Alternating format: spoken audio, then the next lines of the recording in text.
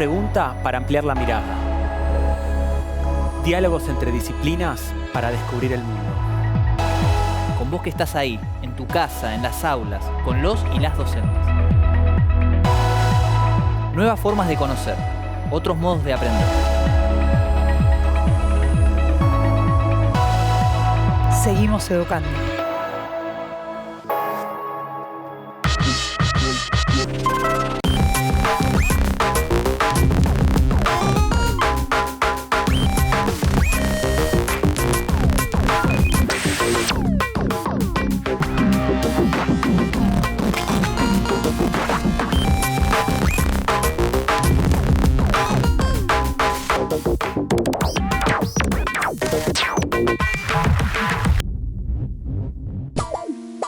Hoy con Ana, la profe de Educación Sexual Integral, y con Lauti, de Ciencias Naturales, nos preguntamos: ¿grasas y azúcares, los malos de la película?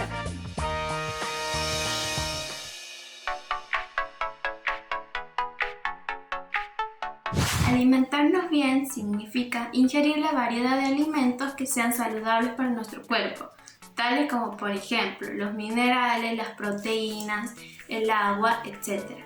Para mí, alimentarnos bien quiere decir ingerir la comida que nuestro cuerpo sea capaz de procesar correctamente.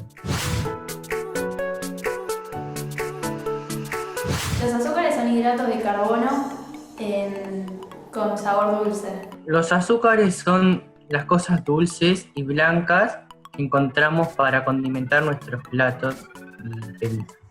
Los azúcares creo que son sustancias que contienen ciertas comidas. Para mí los azúcares pueden ser buenos o malos dependiendo de la cantidad que consumamos. Tenemos que consumir ni mucho ni muy poco. Son buenos o malos dependiendo de la cantidad y proporción que lo uses. Las azúcares naturales son buenas porque son las que provienen de la fruta. En cambio las que traen las golosinas, no, esas no son tan buenas. Los azúcares y las grasas sí son necesarias para vivir porque cumplen determinadas funciones en nuestro cuerpo. La función que cumplen las grasas en nuestro cuerpo es darnos energía. Las grasas para mí sirven para almacenar calor en nuestro cuerpo, usarlos como energía de repuesto y amortiguar golpes físicos. Los azúcares y las grasas son necesarios, como todos los nutrientes, pero tienen una cantidad y proporción correspondiente a cada cuerpo que hace que sean benignos o no. Los azúcares y las grasas son necesarias para nuestro cuerpo porque aparte de darnos energía, alimentan nuestro cerebro. Pienso que tienen mala prensa porque muestran lo malo del consumo de los azúcares o grasas. La gente piensa que si comes grasa sí o sí te vas a hacer gordo y piensa que la gordura es malo, piensa que es feo por algo que te impone la sociedad, cuando en realidad no es así.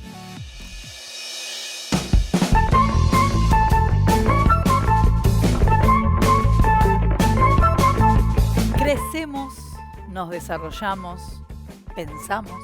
Bailamos, nos vinculamos, nos besamos. Jugamos a la pelota, aprendemos y también dormimos. Gracias a que comemos. Alimentarnos es fundamental para vivir.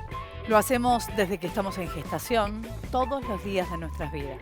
Nuestras membranas, nuestros órganos, hasta nuestras hormonas sexuales funcionan gracias a la alimentación. ¿Pero todos los alimentos son buenos?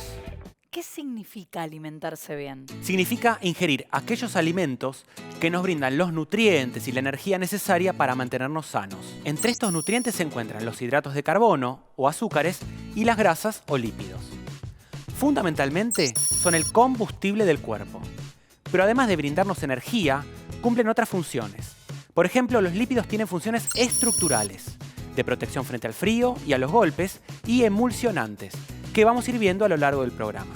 Por estas razones, decimos que una buena alimentación favorece el desarrollo y crecimiento saludable de las niñas, niños y adolescentes. Pero muchas veces, a la hora de alimentarnos, nos dejamos influir por los estereotipos de belleza y las publicidades. Estas elecciones, a veces, pueden poner en riesgo nuestra salud. En este sentido, la educación sexual integral propone trabajar con las y los adolescentes para que accedan a información precisa y validada, como la que encontrarán en este programa, para poder tomar más y mejores decisiones en torno a su salud. Entonces, ¿de qué hablamos cuando hablamos de una buena alimentación? ¿Qué son las grasas? ¿Qué son los azúcares? ¿Qué es el colesterol? ¿Qué funciones cumplen en el organismo? Empecemos por los azúcares.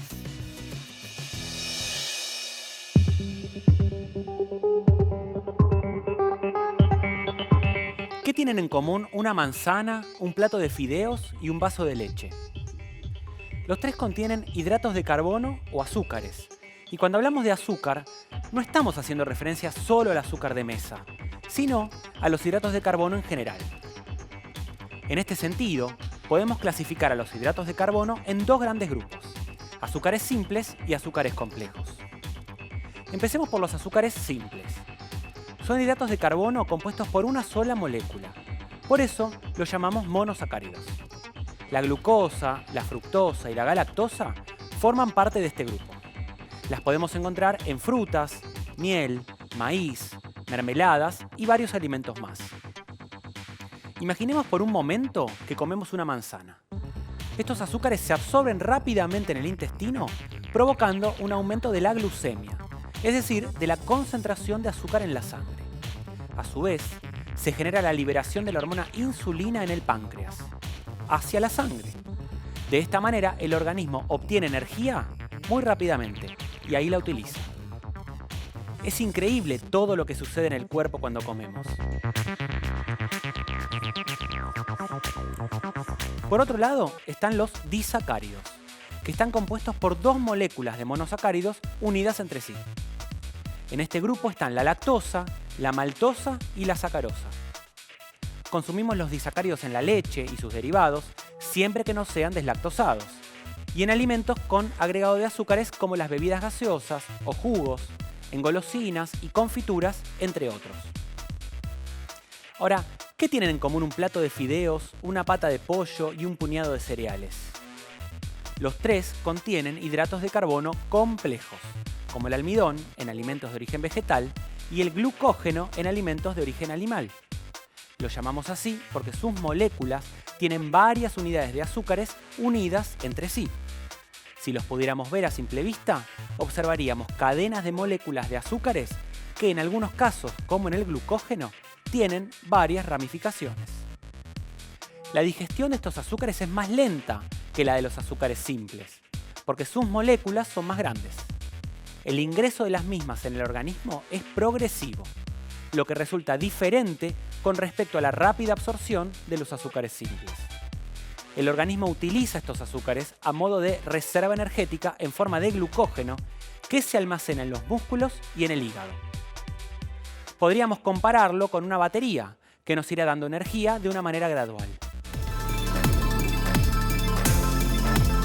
Seguramente habrás escuchado que las y los deportistas ingieren muchos hidratos de carbono complejos, como por ejemplo fideos que contienen una alta cantidad de almidón.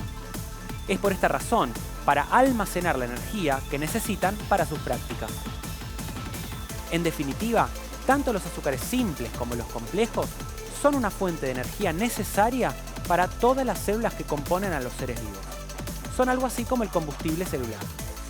Es decir, todas nuestras células se alimentan de estos azúcares y de esta forma pueden cumplir todas sus funciones vitales.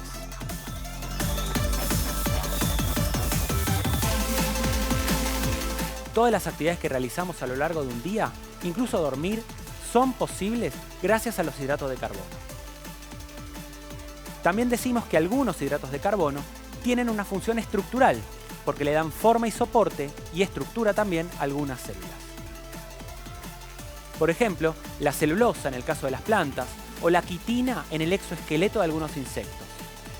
Ese ruido que hacen las cucarachas cuando las pisamos, por ejemplo, se debe a la quitina de su exoesqueleto.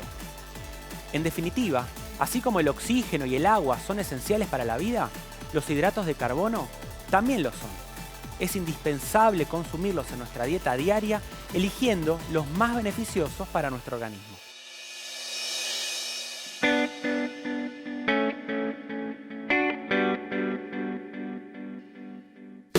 los azúcares son tan fundamentales para los seres vivos, ¿por qué tienen tan mala prensa? Flor, ¿sabés cuál es la diferencia entre una fruta y un sobrecito de azúcar? Creo que sí. ¿Una manzana qué tiene? ¿Fructosa? Exactamente. Las frutas contienen fructosa. ¿Y esto qué es? ¿Azúcar de mesa? Claro, el azúcar de mesa es un hidrato de carbono simple llamado sacarosa, que proviene de la caña de azúcar o de la remolacha. Su mala fama se debe a que un consumo excesivo genera un aumento insalubre de peso, problemas intestinales, caries, etc. Ah, entonces este es el malo de la película, te agarré. Podríamos llamarlo así. Además, las investigaciones científicas sugieren disminuir su ingesta, ya que de esta manera reducimos los factores de riesgo de enfermedades cardiovasculares. Entonces, para ser más precisos, ¿cuánto azúcar común podemos ingerir? Para que te des una idea, la Organización Mundial de la Salud sugiere ingerir menos de 50 gramos diarios de estos azúcares, que equivalen a 12 cucharaditas. Y en nuestro país, la ingesta promedio de azúcares totales es de 115 gramos al día, uno de los mayores consumos de la región y más del doble de lo recomendado por la Organización Mundial de la Salud. ¿Y por qué pensás que consumimos tanto azúcar? El problema, Flor, es que no nos damos cuenta. Por ejemplo, una botella de gaseosa tiene muchísima azúcar. Si a esa cantidad le sumamos el resto de los alimentos y bebidas con azúcar que consumimos en un día, la cifra en algunos casos es alarmante. Sobre todo si ponemos el foco en la alimentación de los niños, niñas y adolescentes. Entonces, ¿podemos prescindir del azúcar? Sí, y es saludable hacerlo, porque no la necesitamos. Los alimentos de origen natural, frutas, verduras, semillas, cereales, lácteos, carnes, entre otros, ya los poseen en cantidades necesarias, de modo que no es necesario consumir alimentos que tengan azúcar agregado. En una ingesta variada, obtenemos los hidratos de carbono fundamentales para cubrir todas las necesidades metabólicas. ¿Y qué pasa cuando ingerimos azúcares de más? Cuando ingerimos alimentos ricos en hidratos de carbono, aumenta la concentración de glucosa en la sangre. Ese aumento es una señal para que el páncreas fabrique la hormona insulina y la libere a la sangre. A su vez, la presencia de la insulina en la sangre es un indicador para el hígado y los músculos para que ingresen glucosa dentro de las células y fabrican glucógeno a modo de reserva. Es la molécula que utilizamos como reserva energética. Claro, y eso es bueno siempre y cuando la concentración de glucosa en la sangre no supere la capacidad que tienen los órganos para reservar el glucógeno. Cuando esto sucede, el exceso sobrante de este azúcar ingresa a otra vía metabólica, participando en la fabricación de ácidos grasos. Ya entendí, los hidratos de carbono entonces son esenciales para la vida, pero hay que ser medidos en su consumo para evitar algunos problemas de salud. Ahora, ¿qué pasa con las grasas o los lípidos? ¿Qué función cumplen en el organismo? ¿Qué son los famosos triglicéridos?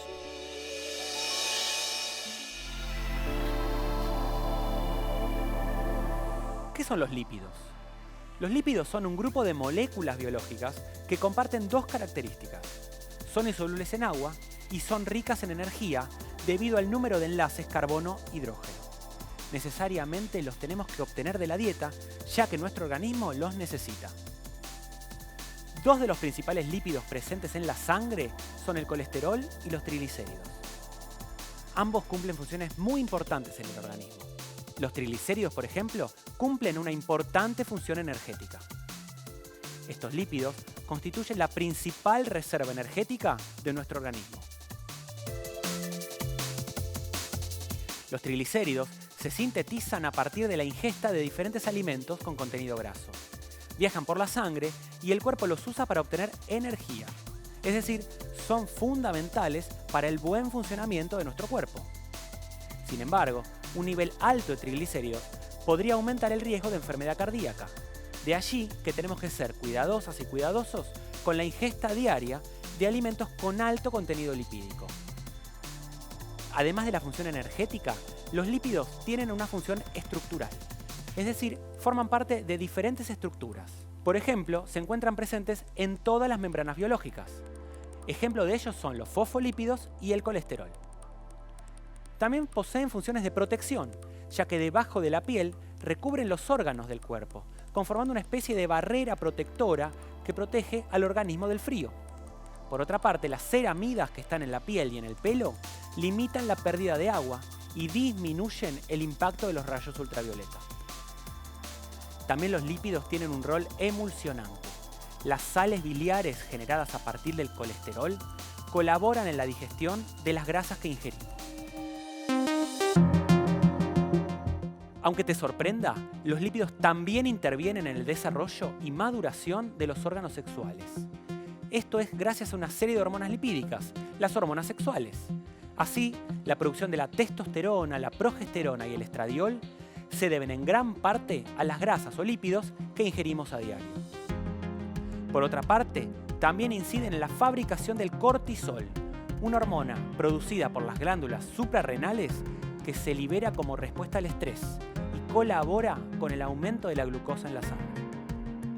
Es increíble cómo en nuestro organismo todo se relaciona, ¿no? Increíble. También existen vitaminas de naturaleza lipídica, las vitaminas liposolubles.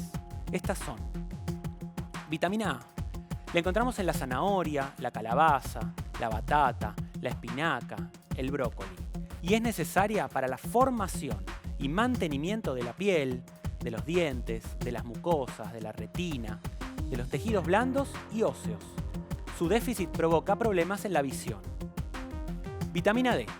La encontramos en los lácteos y huevos y la producimos cuando exponemos nuestra piel al sol. Es la encargada de regular el paso del calcio a los huesos. Su déficit provoca raquitismo. Vitamina E. La encontramos en los aceites. Es un antioxidante que protege el tejido corporal del daño causado por los radicales libres. Estas sustancias pueden dañar células, tejidos y órganos. Se cree que juegan un papel en ciertas afecciones relacionadas con el envejecimiento. Vitamina K. Es una vitamina liposoluble que se encuentra fundamentalmente en los vegetales verdes, pero también es fabricada por las bacterias intestinales. Interviene en los procesos de coagulación sanguínea. La encontramos en hojas verdes, tomate, hígado, coliflor, zanahoria, espinacas y garbanzos. Ya hablamos de la función que cumplen los lípidos en el organismo. Ahora es momento de aprender a distinguirlos y clasificarlos. Principalmente las grasas se clasifican en saturadas e insaturadas. A simple vista es fácil darse cuenta. Mientras las saturadas son sólidas a temperatura ambiente, las insaturadas son líquidas. Los aceites de origen animal provienen de la ballena, el cerdo, la foca, el hígado de bacalao. En cambio, los de origen vegetal los encontramos en el girasol, maíz, oliva, semilla de uva, soja, maní, canola y sésamo. A su vez, existen grasas comestibles de origen animal y vegetal. La palma, el coco y el cacao son grasas vegetales. La vaca, el cerdo, el pescado, el pollo y la leche contienen grasas de origen animal.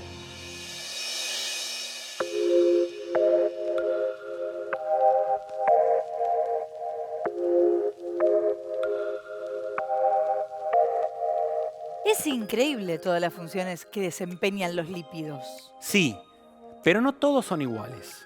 Hay que aprender a distinguir los buenos de los que no lo son tanto. Te propongo un juego. Te voy a decir un animal o vegetal y vos me tenés que decir qué tipo de grasa tiene y por qué. Bueno, desafío aceptado. Vaca. Grasa animal y saturada.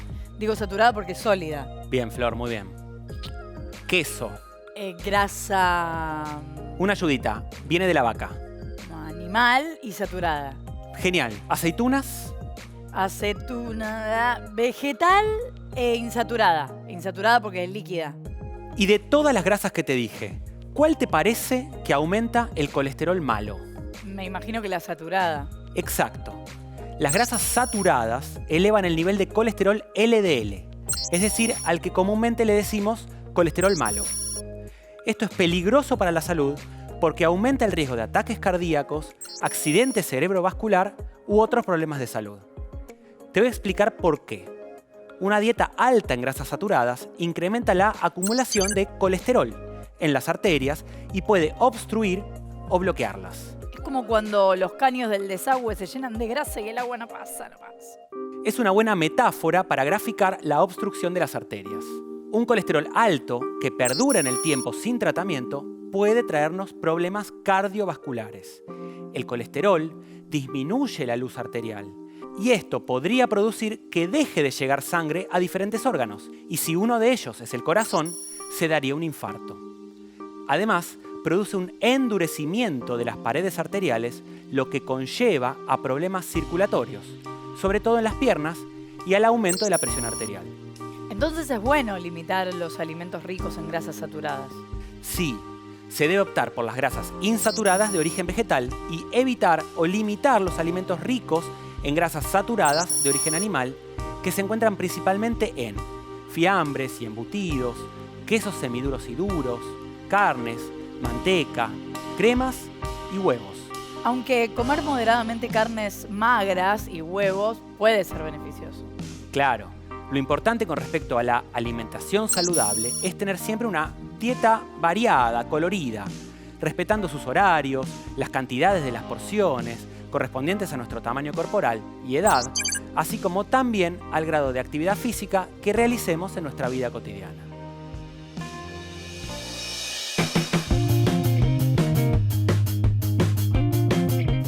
Muchas veces vamos al mercado y cuando miramos el rótulo de los alimentos no entendemos nada.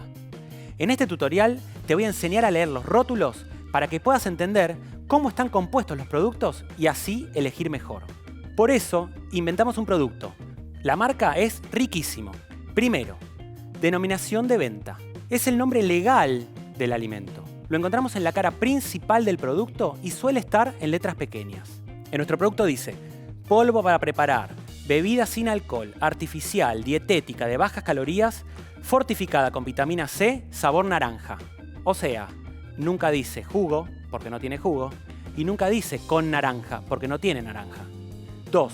Peso neto. Es lo que contiene por dentro del envase, porque el envase no es parte del alimento. 3. Fecha de vencimiento. Indica hasta qué momento la empresa productora nos asegura que la calidad del producto es óptima y no debería acarrear ningún problema de salud, siempre y cuando conservemos el alimento como nos lo indican. 4. RNE. Es el Registro Nacional de Establecimiento. ¿Sabías que 2 productos de marcas diferentes que se fabrican en el mismo lugar tienen el mismo RNE? Eso quiere decir que una segunda marca no tan conocida podría ser fabricada por una marca reconocida. Ojo, en ambos casos la denominación de venta tiene que ser la misma, si no es otro producto. 5. Instrucciones de preparación.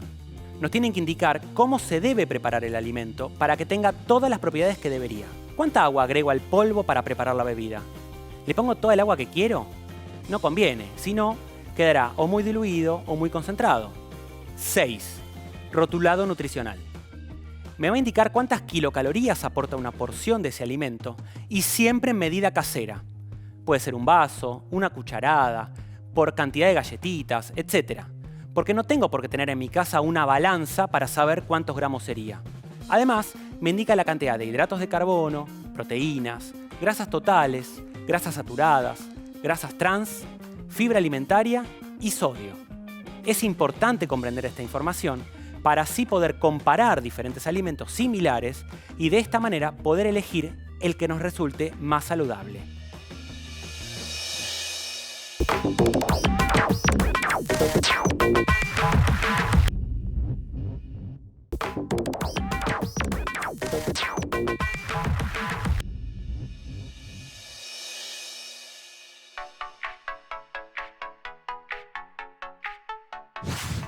No hago dieta.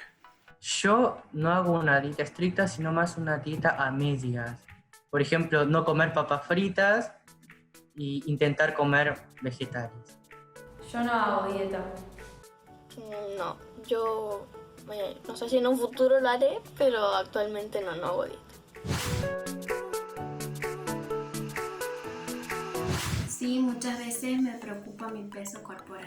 Yo como deportista me preocupa el peso corporal por las cosas que tengo que hacer cuando hago los deportes. Me importa el peso corporal, pero nunca tuve problemas con él. No me preocupo por mi peso corporal, pero ya sí veo que ya estoy subiendo de peso y ya no estoy como en mi peso normal y ya se vuelve menos saludable cada vez, ahí sí me empezaría a preocupar.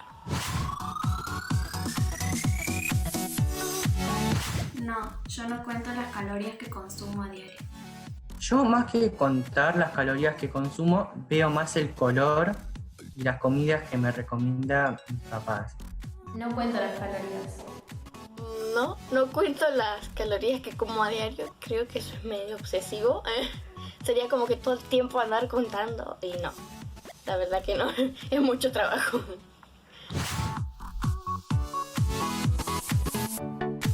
Porque idealizan a la delgadez como un modelo de cuerpo perfecto, cuando en realidad no es así.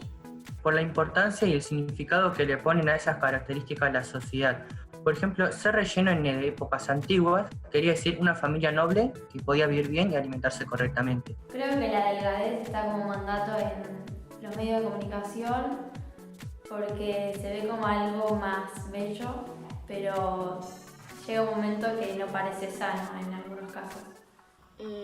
Yo creo que, no sé, que es porque está mal visto que una mujer tenga un poco de sobrepeso, porque es por los estereotipos que están impuestos.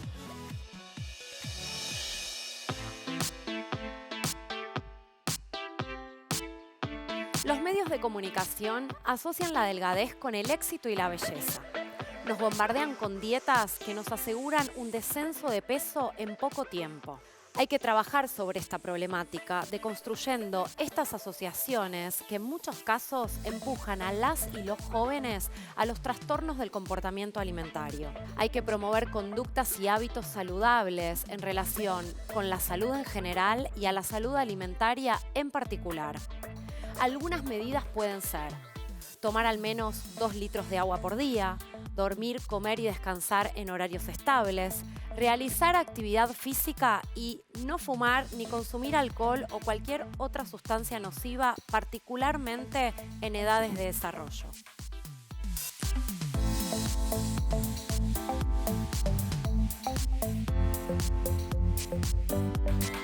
Buenos días, mi nombre es Paula Cioffi, soy licenciada en nutrición, soy integrante del Centro Diego Sívori y bueno, hoy estamos con ustedes para responder algunas consultas que tenían. Bueno, recomiendo aumentar el consumo de frutas, de verduras, de legumbres, de frutos secos, los cereales integrales, por ejemplo el arroz yamaní, el arroz integral, el pan negro, las masas de salvado. También es importante seleccionar alimentos, por ejemplo los lácteos que sean descremados o las carnes que sean magras, aumentar el consumo de pescados.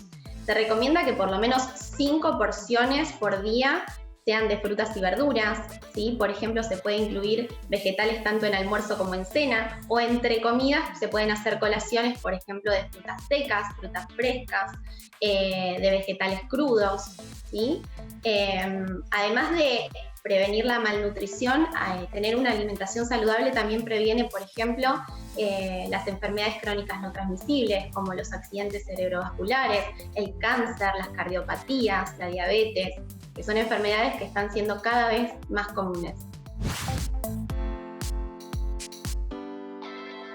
Lógicamente que los ingresos de cada familia y los precios de los alimentos van a afectar en el consumo de los alimentos saludables, pero hay que ser astutos a la hora de llevar a cabo la compra familiar. Por ejemplo, si nosotros elegimos frutas y verduras de estación, nos van a resultar mucho más económicas. Las legumbres, los cereales integrales son bastante accesibles generalmente.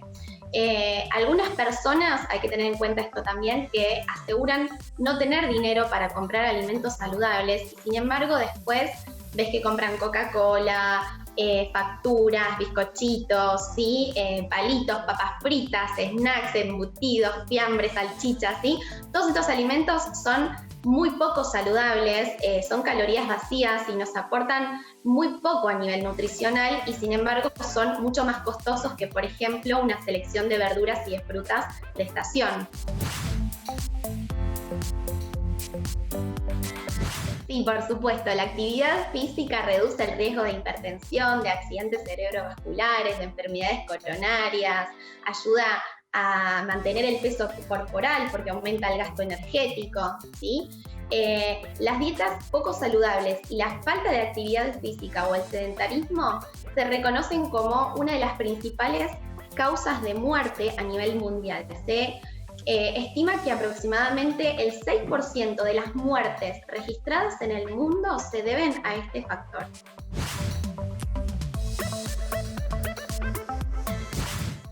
Se recomienda limitar el consumo de bebidas azucaradas, de alimentos que tengan gran cantidad de azúcar, como por ejemplo las golosinas o los amasados de panadería. También se recomienda disminuir los snacks, ¿sí?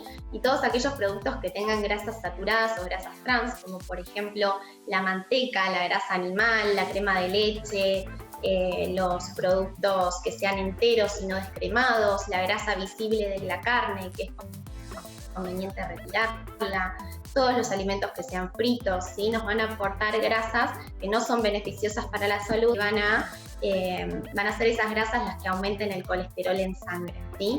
Y por otro lado, también hay que evitar el consumo de alcohol en niños, adolescentes y embarazadas. Y en adultos habría que disminuir o controlar el consumo de alcohol, ¿sí? Y consumirlo responsablemente. Bueno, gracias a todos por escuchar, espero que les haya servido. Y esto no significa que no podamos consumir todos estos alimentos que estuvimos mencionando, sino que tenemos que ser conscientes a la hora de seleccionar la calidad y la cantidad de alimentos y la frecuencia por las cuales los vamos a consumir.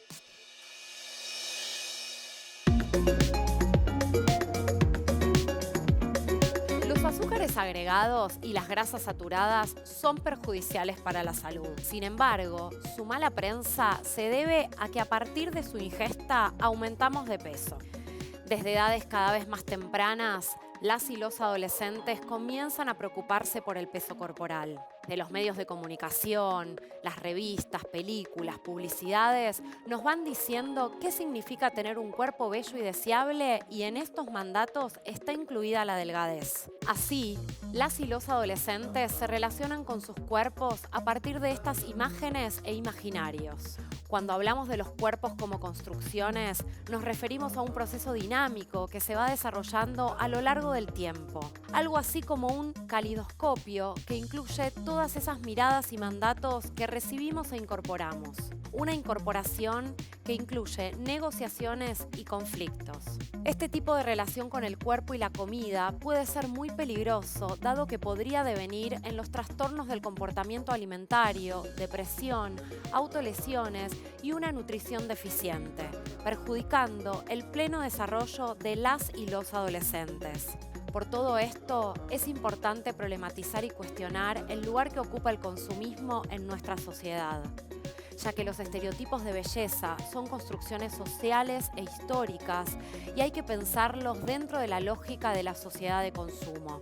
Es necesario cuestionarlos y deconstruirlos, ya que conducen a muchas personas a intervenir sus cuerpos por diversos medios. Consumos de servicios estéticos, dietas severas, intervenciones quirúrgicas, que en ocasiones ponen en riesgo la salud. Como ya dijimos, los ideales de belleza hegemónicos son construcciones históricas que se van modificando a lo largo del tiempo. Por ejemplo, en los siglos XVI y XVII, lo que hoy es considerado sobrepeso y obesidad eran símbolos de fecundidad y atractivo sexual, así como de salud y bienestar. Este imaginario sobre los cuerpos quedó representado en los cuadros de la época. Muchas veces entendemos la salud como ausencia de enfermedad, priorizando solamente el aspecto físico.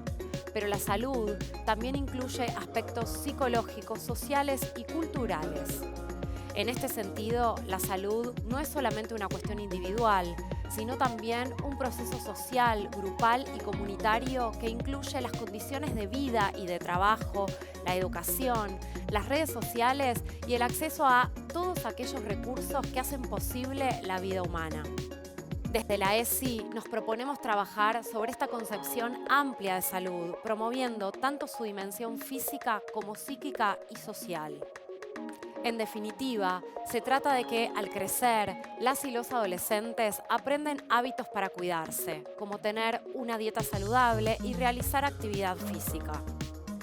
En este proceso adquiere una particular relevancia el fortalecimiento de la autoestima y la autonomía, ejes fundamentales para que las y los adolescentes aprendan a cuidarse.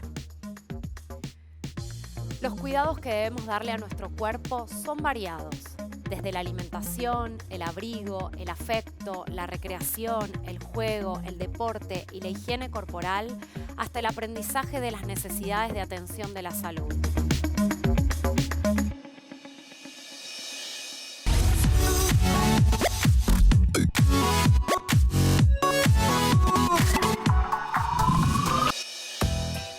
Los monosacáridos son azúcares simples conformados por una sola molécula de azúcar. Verdadero. ¿Verdadero? ¿Verdadero? Verdadero. Verdadero. La glucosa, fructosa y la galactosa son ejemplos de monosacáridos. Los ideales de belleza son atemporales. Creo que es verdadero. Falso. Falso. Falso. Falso. Los ideales de belleza son construcciones sociales que se van modificando a lo largo de la historia. Por ejemplo, en el siglo XVI y XVII, los cuerpos que hoy son considerados con sobrepeso eran bellos y deseables para la época. Las gaseosas tienen poco azúcar. No, falso. Falso. Falso. Y falso. Falso. Las gaseosas tienen una cantidad increíble de azúcar. Es bueno reducir su ingesta porque los azúcares libres influyen en la tensión arterial y en los lípidos de la sangre. Las investigaciones actuales sugieren que una disminución de su ingesta reduce los factores de riesgo de enfermedades cardiovasculares. Los lípidos son la principal reserva energética del cuerpo. Me parece que es verdadero. ¿Verdadero? ¿Verdadero? Verdadero. Verdadero. Principalmente son los triglicéridos los que cumplen esta función energética. Los hidratos de carbono también nos aportan energía, pero su uso es más inmediato. El aceite de oliva aporta colesterol. Falso. Falso. Falso. Sí, verdadero, pero de bueno. Falso. El colesterol es una molécula únicamente producida por organismos animales. Ningún aceite ni producto vegetal contiene colesterol. Los trastornos del comportamiento alimentario son muy frecuentes en la adolescencia. Verdadero. ¿Verdadero? ¿Verdadero? Verdadero. Verdadero. En la adolescencia, nuestra identidad está en construcción y los estereotipos de belleza son recibidos por las y los jóvenes como ideales a seguir, en muchos casos a una costa de poner en riesgo su salud. Estar sano significa no estar enfermo. Sí, creo que es verdadero. Falso. Falso. Verdadero. Falso. Estar sano significa no estar enfermo, pero es mucho más que eso, porque entendemos a la salud desde un concepto integral que incluye el bienestar físico, psicológico y social. Los aceites son de origen vegetal y las grasas son de origen animal. Verdadero. ¿Verdadero? Falso. Falso. Falso. Si bien en la mayoría de los casos esto suele ser así, existen aceites de origen animal, como el del pescado, o grasas de origen vegetal, como la manteca de cacao.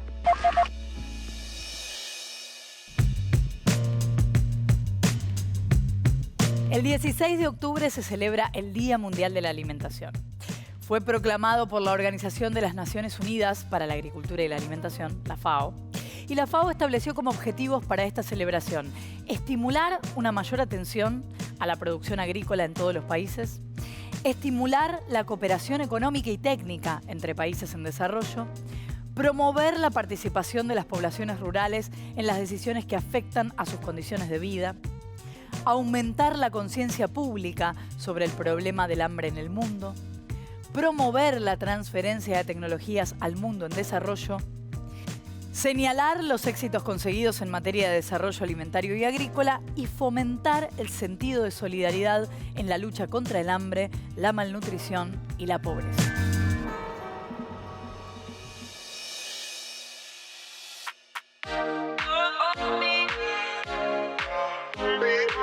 Durante el programa hablamos sobre la importancia de reducir la ingesta de azúcares que están mayormente en las gaseosas, golosinas y los postres que consumimos a diario.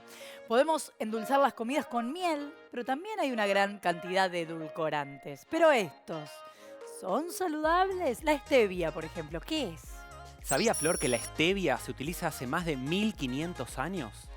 La descubrieron los guaraníes que vivían en la zona comprendida entre el actual Paraguay, el nordeste de Argentina y parte del sudeste brasileño. Ellos utilizaban una planta que llamaban KGE, que significa hierba dulce. Hoy esa planta se conoce como Stevia rebaudiana y contiene un endulzante natural. ¿Pero qué diferencia hay entre un edulcorante y la stevia? Como dijimos, la stevia es totalmente natural y viene de una planta, mientras que los edulcorantes son productos químicos artificiales. Un ejemplo de edulcorante artificial es la sacarina. Fue descubierta en 1879 por Konstantin Falber, un químico ruso que trabajaba en la Johns Hopkins University. Dicen que lo descubrió por casualidad. Cuenta la leyenda que estaba comiendo un pan y lo notó extremadamente dulce. No entendía de dónde venía el sabor dulzón, hasta que se dio cuenta que venía de sus dedos. Aquella tarde había estado preparando una sustancia en el laboratorio.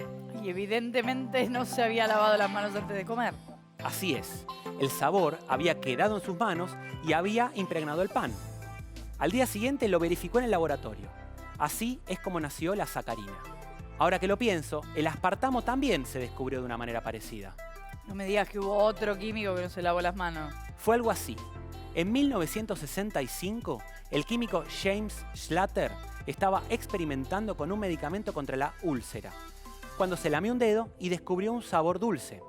Era el aspartamo, una mezcla del ácido aspartico y la fenilalanina, dos aminoácidos de origen natural a los que se les realiza una transformación química. Así, el aspartamo entró en el mercado de los edulcorantes artificiales en 1973. ¿Los edulcorantes artificiales son metabolizados por el cuerpo? La sacarina no es absorbida ni metabolizada por el cuerpo. Así como se ingiere, se excreta. En cambio, el aspartamo sí se metaboliza y tiene una cantidad mínima de calorías, 4 por gramo. Sin embargo, tiene contraindicaciones para personas que padecen un trastorno genético denominado fenilcetonuria. Muchas personas hablan mal de los edulcorantes, dicen que pueden producir enfermedades. ¿Cuán cierto es eso? Hay algunas controversias actuales sobre si los edulcorantes artificiales constituyen un riesgo para la salud. Esta controversia es impulsada por reportes anecdóticos y a veces por estudios pobremente controlados que han ganado publicidad vía internet y prensa popular. Estudios científicamente controlados de revisiones por pares han fallado en forma consistente para producir evidencia sobre los efectos adversos causados por el consumo de estos productos. Igualmente, es importante aprender a degustar los sabores naturales de los alimentos y reducir los agregados. Y si lo hacemos, es necesario ser moderados, tanto con el azúcar libre como con los edulcorantes.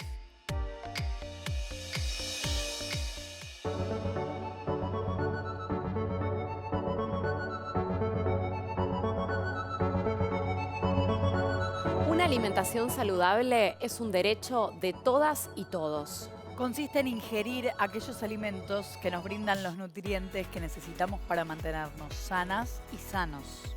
Estos nutrientes incluyen proteínas, carbohidratos, grasas, agua, vitaminas, minerales y fibra. Por ejemplo, los azúcares y lípidos constituyen nuestras principales fuentes energéticas y participan de las funciones metabólicas. Es decir, son nuestros combustibles diarios. Pero no todos son igualmente saludables. Por eso es bueno moderar el consumo de azúcares libres y la ingesta de lípidos saturados de origen animal, ya que estos provocan problemas cardiovasculares, entre otras enfermedades. Es importante entender a las dietas en el marco de la salud. Una alimentación sana y balanceada incluye frutas, verduras, cereales que ayudan al sistema inmune a defenderse contra virus y bacterias. Y de esta manera nos mantenemos sanos y vitales. Pero mantenernos sanos y vitales va más allá. Desde los medios de comunicación nos bombardean con dietas que nos prometen belleza y felicidad, porque los mandatos de belleza hegemónicos asocian la belleza y el éxito con la delgadez. En este sentido, se vuelve imprescindible deconstruir estos mandatos y entender a la alimentación como una fuente de salud y bienestar psicosocial. Alimentarnos bien significa sentirnos bien y eso nos empodera. Alimentarnos bien es crecer, tener energía y prevenir enfermedades. En definitiva, significa cuidarnos y desarrollar hábitos saludables.